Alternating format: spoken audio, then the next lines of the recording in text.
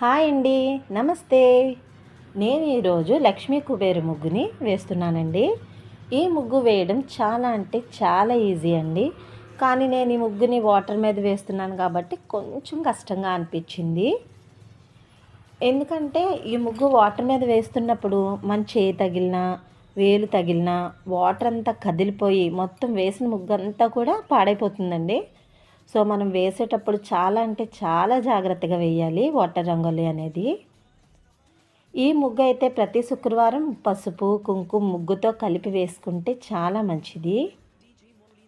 అయినా ఇష్టపడి వేస్తుంటే ఎంత కష్టమైనా సరే చాలా హ్యాపీగా అనిపిస్తుంది కదండి.